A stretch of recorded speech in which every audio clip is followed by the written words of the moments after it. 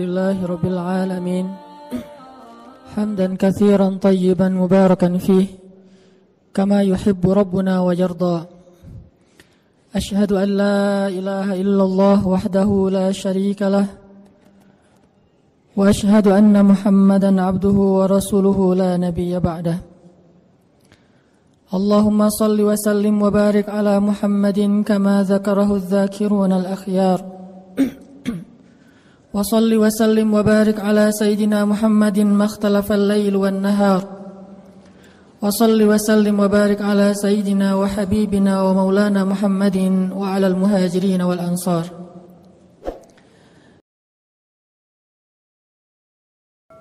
عباد الله، أوصيكم ونفسي بتقوى الله وتزودوا فإن خير الزاد التقوى.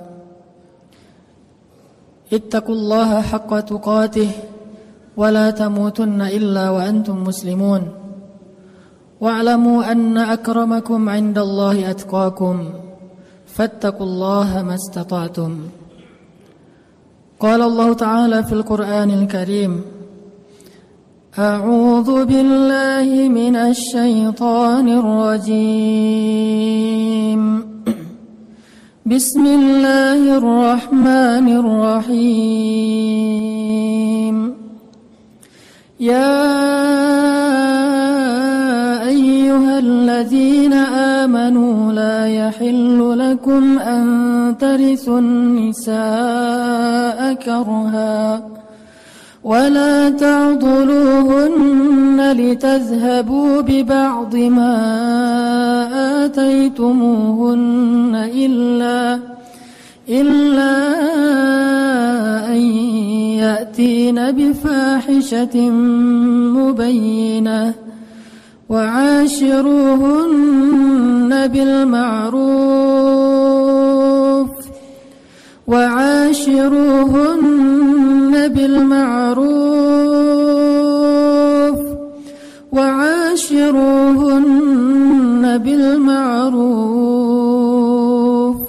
فإن كرهتموهن فعسى أن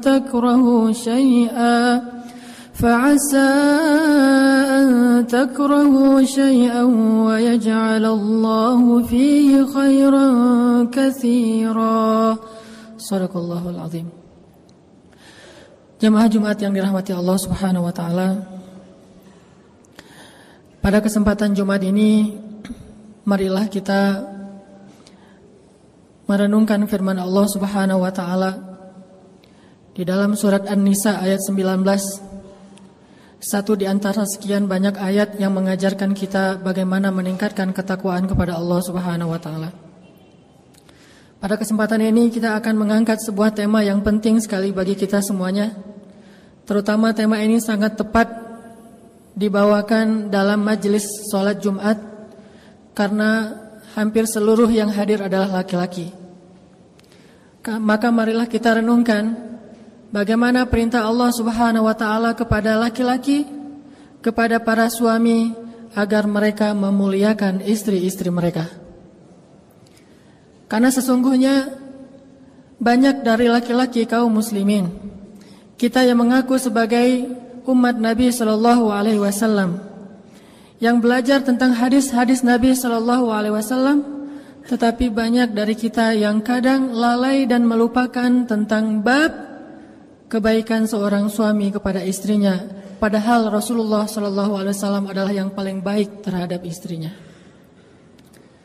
Jamaah Jumat yang dirahmati Allah, sesungguhnya berbuat baik kepada istri itu adalah perintah Allah Subhanahu wa taala di dalam Al-Qur'an.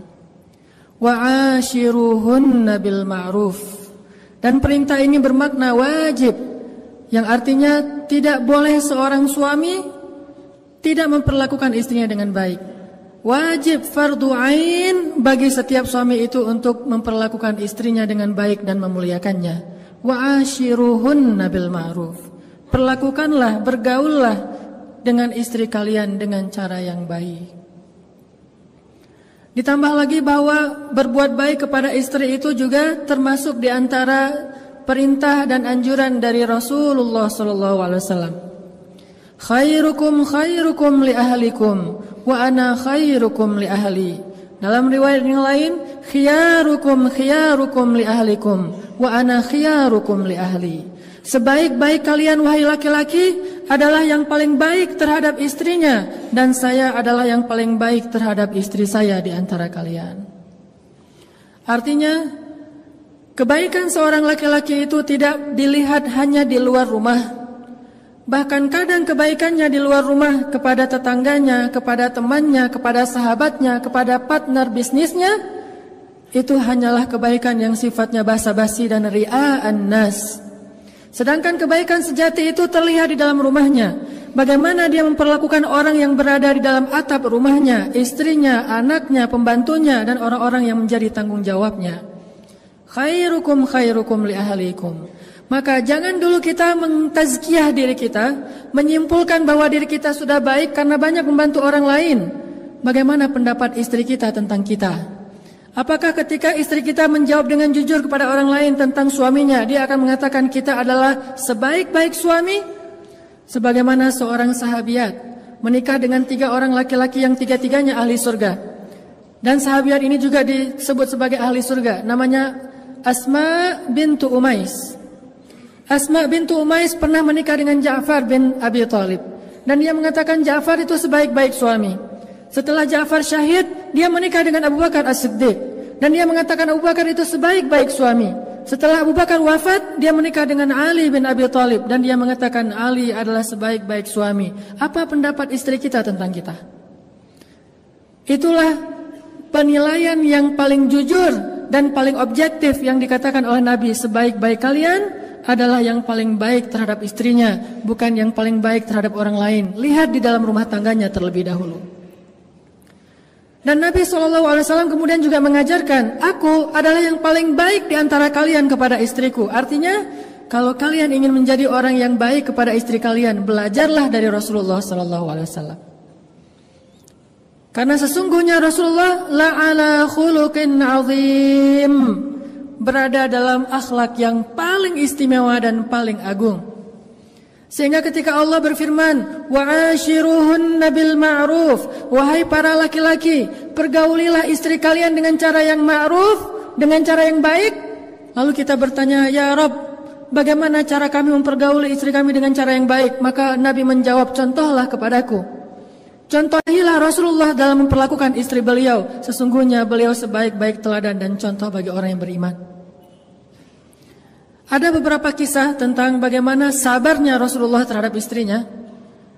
Karena dari semua kebaikan suami kepada istri, ada satu kata kunci yang mencakup semua kebaikan suami kepada istri adalah sabar. Menjadi suami yang dermawan butuh kesabaran. Menjadi suami yang penyayang butuh kesabaran. Menjadi suami yang mampu bersabar dalam mendidik atau baik dalam mendidik juga butuh kesabaran. Mungkin salah satu kata kunci untuk menjadi baik kepada istri itu adalah memiliki sifat sabar di atas rata-rata. Ada seorang sahabat bertanya kepada Rasulullah SAW, ya Rasulullah, berapa kali harusnya seorang suami bersabar terhadap gangguan istrinya dalam satu hari? Berapa kali idealnya seorang suami bersabar terhadap istrinya dalam satu hari? Mungkin kata-kata istrinya, mungkin sikap istrinya, mungkin raut wajah istrinya, mungkin ketidaktaatan istrinya, mungkin bantahan istrinya, mungkin. Berapa kali idealnya seorang suami yang salih, suami yang beriman, bersabar terhadap kekurangan istrinya dalam satu hari? Maka Rasulullah SAW menjawab 70 kali. Pertanyaannya, sudah berapa kali dalam sehari kita mendapatkan rasa tidak nyaman dari istri kita? Apakah kita menghitung sampai 70 kali? Seandainya belum 70 kali, maka Nabi seolah-olah mengatakan harus sabar. Ya Rasul, sudah 30 kali, sabar. Ya Rasul, sudah 40 kali, sabar. Sampai 71, maka baru kita boleh mengambil tindakan-tindakan yang diajarkan di dalam surat An-Nisa. Maka kesabaran yang baik, sabran jamila, sabar yang indah yang diajarkan di dalam Al-Quran, kalau dalam bab suami istri adalah bersabar sebanyak 70 kali dalam sehari terhadap kekurangan dan gangguan istri kepada suami. Banyak suami yang ketika istrinya sekali membuat dia tidak nyaman, dia langsung menjudge bahwa istrinya ini istri durhaka, bahwa istrinya ini tidak taat kepada suami, bahwa istrinya begini dan begitu. Dan yang lebih parah lagi, terlalu mudah mengeluarkan kalimat saya talak kamu, atau kamu pulang kepada orang tuamu, dan seterusnya dan seterusnya. Padahal dia belum merasakan kesabaran sampai 70 kali dalam sehari. Dan tidak usah 70 kali, bahkan mungkin 10 kali pun tidak dalam sehari. Lihat bagaimana kesabaran Rasulullah SAW terhadap istrinya. Ada banyak kisah. Salah satunya kisah ketika suatu hari Aisyah ngambek kepada Rasul, marah kepada Rasul. Karena marah kepada Rasul dan tidak disebutkan dalam cerita itu kenapa marah, tapi kita husnuzon Rasulullah SAW orang yang mulia, Aisyah juga orang yang baik, mungkin ada kesalahpahaman atau cemburu. Akhirnya Aisyah marah kepada Rasul, saking marahnya Aisyah minta untuk diizinkan pulang ke rumah ayahnya, ke rumah Abu Bakar As-Siddiq. Dia ingin mengadukan masalahnya kepada ayahnya, yaitu Abu Bakar As-Siddiq. Kemudian Nabi mengatakan, ya Aisyah, kalau gitu saya temani malam-malam. Akhirnya Rasulullah menemani Aisyah, mengantarkan Aisyah ke rumah Abu Bakar. Sampai di rumah Abu Bakar, Rasulullah, Aisyah, Abu Bakar duduk dalam satu ruangan. Kemudian Abu Bakar bertanya, ada apa ya Rasulullah, ada apa ya Aisyah, apa yang bisa saya bantu? Aisyah dan Rasulullah diam. Kemudian Rasulullah bertanya kepada Aisyah, ya Aisyah, boleh saya ngomong lebih dulu? Bayangin seorang Rasul, seorang teladan umat ini, sebaik-baik manusia, bahkan pemimpinnya para anbiya dan rusul, bertanya kepada istrinya, ya Aisyah, bolehkah saya ngomong lebih dulu?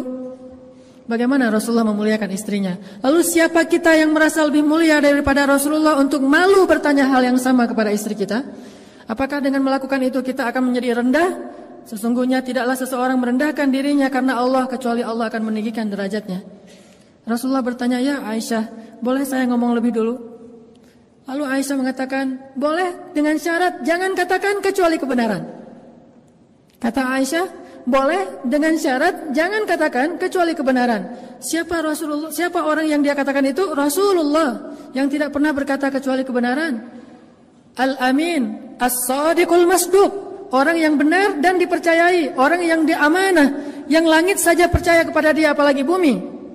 Tapi Aisyah mengatakan jangan katakan kecuali kebenaran. Kalimat ini membuat Abu Bakar merasa sangat kecewa kepada Aisyah dan malu kepada Rasulullah, sehingga akhirnya Abu Bakar memarahi Aisyah. Ya Aisyah, bagaimana kamu mengatakan hal demikian kepada orang yang Allah saja percaya kepada dia dan dia tidak pernah mengatakan kebohongan? Apakah kamu berpikir Rasulullah akan berbohong? Ketika Abu Bakar marah dan ingin memukul Aisyah, tiba-tiba Rasulullah menahan Abu Bakar dan melindungi Aisyah di belakang tubuh beliau. Ketika Rasulullah menahan Abu Bakar dan melindungi Aisyah di belakang tubuh beliau, Rasulullah kemudian menegur Abu Bakar dengan mengatakan, ya Abu Bakar, bukan untuk ini kami datang ke sini, agar engkau menyakiti istri saya, tetapi kami datang ke sini untuk mendapatkan nasihat darimu. Kemudian Rasulullah menoleh ke belakang sambil tersenyum ke arah Aisyah dan mengatakan, ya Aisyah, lihat bagaimana aku membela kamu. Ini kesabaran Rasulullah SAW. Diperlakukan dengan kata-kata yang mungkin bagi seseorang yang merasa dirinya soleh, ahli ibadah, banyak tanggungan, seorang pemimpin, merasa dirinya mulia, ketika istrinya mengatakan hal demikian di depan orang lain dia akan tersinggung. Tapi Rasulullah malah membela Aisyah, lalu tersenyum kepada Aisyah sambil mengatakan, lihat Aisyah, bagaimana aku membela kamu. Kemudian mereka kembali ke rumahnya dalam keadaan damai. Wa'ashiruhunna bil ma'ruf. Perlakukanlah istri dengan cara baik. Kemudian dalam kisah yang lain, bagaimana Nabi orangnya easy going, gak terlalu kaku, gak gampang baper terhadap istri. Dalam sebuah adegan, suatu malam Rasulullah SAW, atau suatu hari Rasulullah SAW sedang duduk bersama Aisyah di rumah. Waktu itu Rasulullah tidur di atas pangkuan Aisyah. Dan hari itu Aisyah baru saja membuat kue khusus buat Rasulullah. Tiba-tiba datang istri Nabi yang lain namanya Saudah. Saudah ini salah satu istri Nabi yang tua.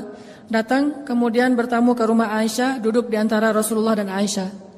Karena Saudah waktu itu bertamu, Aisyah berkata kepada Saudah, ya Saudah, ini kue buatan saya loh. Coba kamu rasain, coba kamu makan, kata Aisyah kepada Saudah. Saudah ingin menggoda Aisyah dan mengatakan, saya tidak akan menyentuh kue itu. Kata Aisyah, ini buatan saya, insya Allah enak, Rasulullah aja makan. Kata Saudah, enggak, saya enggak akan makan. Karena tersinggung, akhirnya Aisyah mengatakan, ya Saudah, kalau kamu tidak makan, saya lempari tepung ini ke wajah kamu. Kata Saudah, sok aja, silakan. Saudah lagi godain Aisyah karena Aisyah anak kecil. Akhirnya Aisyah karena tersinggung, dia ambil tepung bekas buat kue tadi dilempari ke wajah Saudah. Tadi Rasulullah sedang dalam keadaan duduk dan tiba-tiba Rasulullah mengangkat kakinya dan meletakkan di atas paha Aisyah seolah-olah manja. Tapi sebetulnya Rasulullah menahan tubuh Aisyah dengan kakinya sehingga Aisyah tidak bisa bergerak. Lalu Rasulullah melirik ke arah Saudah dan memberi isyarat, balas wahai Saudah. Jadi Aisyah melempari Saudah dengan tepung, Rasulullah menahan kaki Aisyah dan melirik ke arah Saudah dan memberi isyarat, balas. Lalu Saudah membalas dengan melemparkan tepung ke wajah Aisyah. Akhirnya mereka saling lempar-lemparan tepung. Rasulullah hanya tersenyum saja, tiba-tiba terdengar suara salam dari seorang sahabat, Umar bin Khattab. Assalamualaikum. Langsung Saudah dan Aisyah lari masuk ke dalam kamar karena takut kepada Umar bin Khattab. Lalu Rasulullah membukakan pintu, Umar masuk. Tiba-tiba Rasulullah senyum-senyum. Umar bertanya, ya Rasulullah, kenapa engkau tersenyum, ada apa? Rasulullah mengatakan, lucu, kata Rasulullah. Ada apa ya Rasul? Itu istri-istri saya, barusan mereka lempar-lemparan tepung, tapi begitu datang kamu mereka langsung lari ke dalam kamarnya karena takut kepadamu. Mendengar kata-kata ini, Umar tersinggung kepada istri Nabi dan kemudian berteriak, wahai istri-istri Nabi, kalian takut kepada saya tetapi tidak takut kepada Rasulullah? Lalu istri Nabi di dalam kamarnya menjawab, ya, karena engkau seorang yang ghalidhun syadid, orang yang kasar lagi keras, sedangkan Rasulullah itu orang yang halim, orang yang sangat menahan amarah dan lembut. Kemudian Umar pun tertawa dan selesailah urusan di antara mereka. Tidak terlalu diambil serius, tidak terlalu kaku. Dan jangan melihat sejarah ini dari sudut pandang fikih. Kadang-kadang kita melihat sejarah dari sudut pandang fikih dan menjudge sejarah. Di antara contoh menjudge sejarah itu kita akan bertanya, lah itu kan tepung jadi mubazir. Bukankah kita tidak melihat adegan aslinya? Mungkin saja tepung itu masih bisa dikumpulkan lagi dan dipakai untuk membuat kue yang berikutnya. Jadi jangan menjudge sejarah karena kita tidak menyaksikan sejarah. Ambil saja hikmah dan mau'izahnya. Sesungguhnya Rasulullah bersabar dan salah satu cara Rasulullah sabar, Rasulullah gak gampang baper terhadap istrinya. Baik kata-kata, sikap dan seterusnya. Sehingga beliau tetap wa'ashiruhunna bil ma'ruf. Barakallahu li walakum.